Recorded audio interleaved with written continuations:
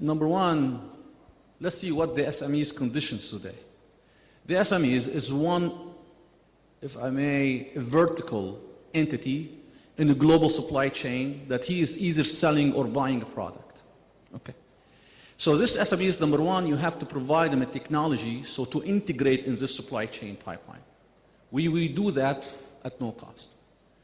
So that's number one, technology, access to technology at no cost. Number two, so we need to validate the SMEs businesses. In essence, when SMEs go to a bank says he want to ask for trade finance.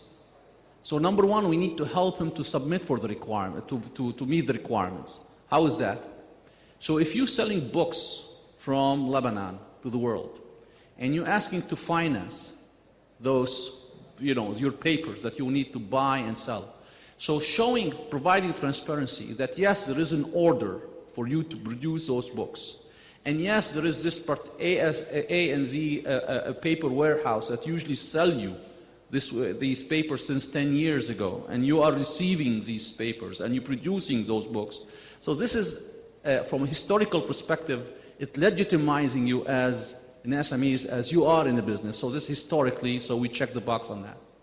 Number two, other than the history, and by the way, this history of data, it's not coming in from one source, that from an internet or from reviews. It's coming from multiple sources of data in the same pipeline, validating what you are about as a shipper and who you're selling.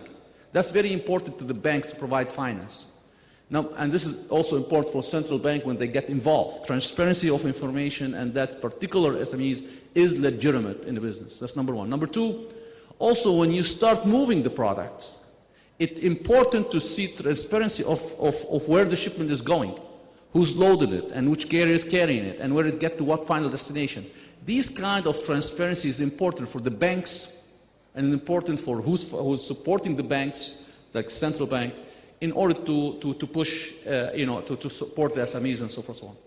So the bottom line when we talk about information for trade finance, we need to provide what we call point-to-world integration, non-intrusive integration to the SMEs in the global supply chain, so they can do best and provide the tools to do the best of what they can do in their business, and provide transparency to who's supporting them from financial perspective, from an insurance perspective, from a technology and logistics perspective, so to do a better job.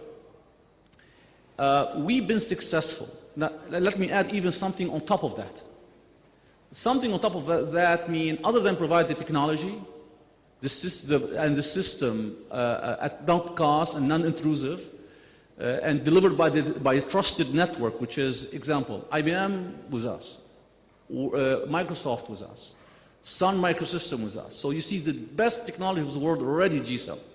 So in essence, those companies will deliver this network, this technology to the SMEs. Now, on top of that, we went to the North Med countries, and we proven to them that it's important to buy from the southern Mediterranean countries in order to building their buying power, so they create loyal trade within the region. So when this SMEs is committed and reach operation excellence, so he will also attract contracts and people to buy, which is a market to buy from him. So all of these benefits put together, I believe it's definitely a strong start. And as far as the information goes, we go beyond, like what Google's and also. We are